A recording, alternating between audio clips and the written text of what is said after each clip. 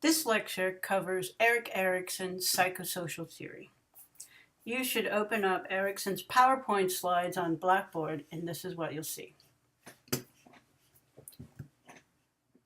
This is a picture of what Erik Erikson looked like in older life. But his early life, we should talk about briefly because it is a huge influence on his theory. He was born in 1902 in Germany. His biological mother, who was Jewish, had an affair, and he never knew his biological father. He was eventually adopted by his stepfather. However, he never really knew who his biological father was, and because his mother was Jewish, he was considered Jewish under German law at the time. In Germany at the time, anti-Semitism was definitely increasing. Get really bad into the 20s, and that's why he moved to the United States in 1933. However, he didn't look Jewish, so he never really knew where he fit in. Growing up, which group should he play with, the Jewish kids or the non-Jewish kids? Neither side really wanted him. He never earned his bachelor's degree, which is an important fact because even though he studied with Freud, which gave him his credentials, and he developed his own theory, he never had the actual degree that granted him the credentials. However, he did come to the U.S. and he became a professor over here. One of the places he taught at was Yale and Harvard.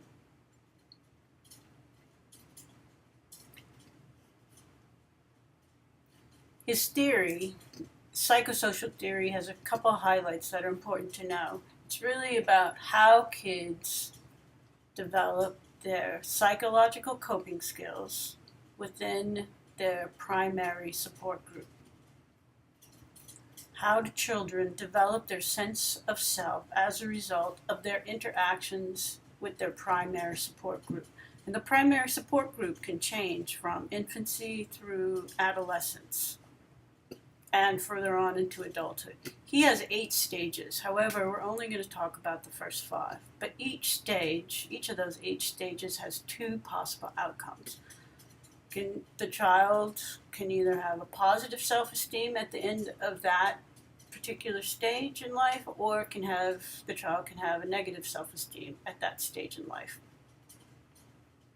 The first 5 stages that we'll talk about are trust versus mistrust from birth to 1, so infancy, autonomy versus shame and doubt, 1 to 3, so toddler years, initiative versus guilt, 3 to 6 years, preschool years, industry versus inferiority, 6 to right about preteens, which is the elementary school years, and then identity versus role confusion, which is the teen years.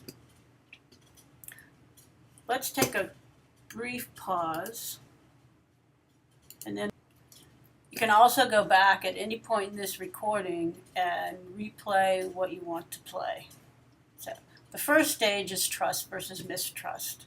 The primary support group are the primary caregivers or primary caregiver. Whoever has the task of providing primary support in the household. The focus on the first year is quality of caregiving. It can be loving, cuddling, feeding, smiling, playing games, holding, giving walks to, pointing out things, talking to, reading to, singing to. In the first year of life, you have to figure out how important is trust to the rest of these stages. According to Erikson, it's the foundation for all the other stages. As an adult, how do you figure out who your friends are? Who do you trust, and how much do you trust them? The sensitive period for developing trust, according to Erikson, is that first year in life. A sensitive period means when is a child most apt to develop a certain skill. For Erikson, again, it's the first year in life. That first year If you don't develop trust, it becomes extremely difficult for the child to later develop trust. It's not impossible, it's just very difficult. But then you have the issue of how much do you want to teach that child to trust? Do you want to teach the child to trust everyone and everything everyone says? Or is there a balance?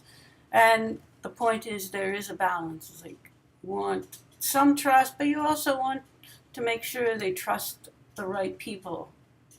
And how do you teach them to trust the right people? The next stage, autonomy versus shame and doubt. At this point, the primary support group tends to expand in the United States to include not only the primary caregivers, but also daycare. Some of the favorite words at this stage are no and mine. Both of these words help develop a sense of independence. Autonomy is defined as independence. So what else happens at this stage? Well, they learn to walk, they learn to talk, and they learn to get potty trained. All those are 3 giant steps in gaining independence. Now you have this negative aspect, shame and doubt. So again, is there a balance? Do you want the child to develop some shame or doubt? One of the ways that you know a child has developed too much shame or doubt is they'll ask the preschool teacher, you tell me what to do and I'll do it. Or, I'm not sure this is right. Or, is this right? Is this right? Is this right? Some activities that help develop autonomy are pictured here. One is the finger painting, because they do it themselves. And the other great one is block building, is because they do it themselves. The third stage is initiative versus guilt. Again, the support group is starting to expand and include nursery school teachers, as well as the primary caregivers. In this stage, initiative means a sense of responsibility, and they develop a sense of who they are, who they want to play with, and what they want to play with. So here they have choices about who they want to invite over or who they want to play with in the preschool room and what they want to play with in the preschool room. So guilt, most people think this is a bad word.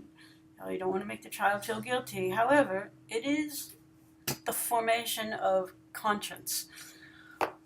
How does a child develop a sense of conscience? Like, what is right and what is wrong?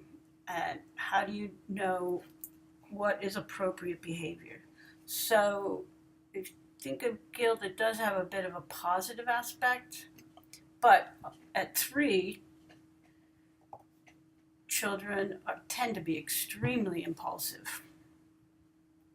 However, by 6, they should know they shouldn't hit their friends just because their friend is using one of their toys, or they shouldn't bite the person next to them, they should kick the person next to them, and they should also know they shouldn't throw temper tantrums by the time they're 6. What activities develop a sense of responsibility or initiative? Well, here they get to choose what they're going to play with on the playground. These group of kids is playing on the slide, how they want to go up the slide, how they want to go down the slide, and which part of the outdoor equipment they want to play with and how they want to play with it. Here, these 2 are playing with water at a water table station, and they're choosing to play at a water table station, and they're choosing how they want to play with the toys and who they want to play with in this case. So one of the ways that preschools help children develop that sense of initiative is to give them a list of options. So some preschools will have kids fill out a slip. It's like, okay, I'm going to go to this station first and then this station next.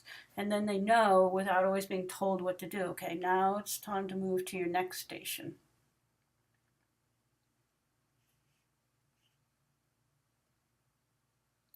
The next stage is industry versus inferiority.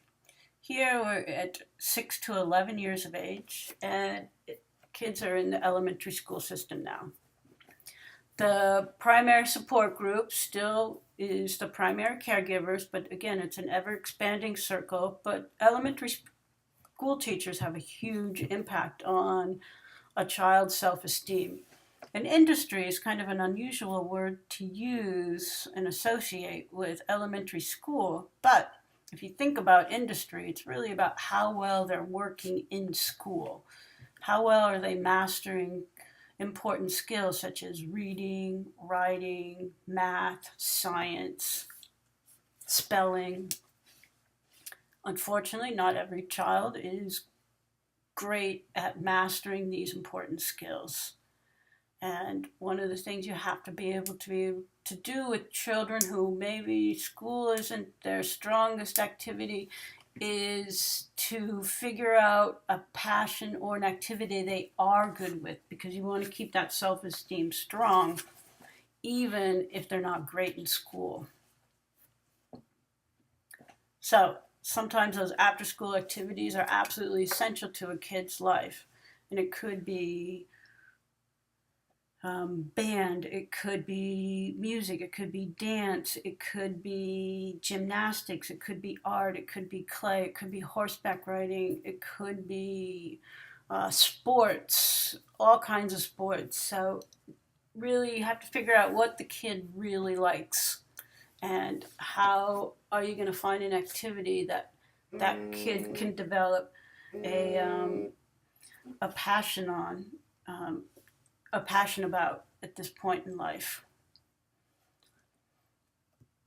What activities help develop industry? We said about these issues earlier was that one is after school activities. Sometimes it's just tutoring helps a child's self-esteem immensely. The fifth stage and the final stage that we'll talk about is industry or identity versus role confusion. Who are teens' primary support group at this point? So now you're talking about teens who have gone into puberty. And who has the most influence on a teen's self-esteem at this point? Whoever has the most influence on a teen's self-esteem is also their primary support group, and that would be other teens. Unfortunately, other teens tend to have as much, or in this case usually as little, life experience as other teens. So who's helping teens navigate really major issues like sex, drugs, alcohol, sense mortality, drinking and driving, texting and driving? Other teens. What activities develop identity? Well, there's all kinds of activities, from sex, drugs, alcohol, tattoos, the way teens dress, haircuts, hair coloring, makeup,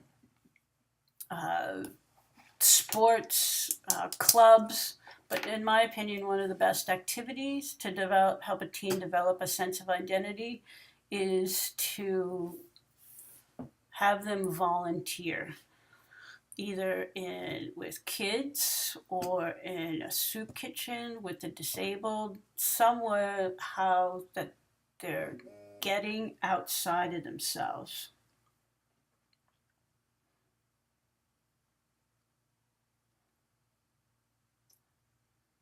So is it possible to have a positive resolution at each stage? It's possible. It's always tough. Sometimes you can go back and fix trauma from an earlier stage at a later stage. It's difficult, but it definitely can be done. People do change and people do resolve earlier issues. Generally, the earlier the trauma, the more therapy they generally need and support they generally need.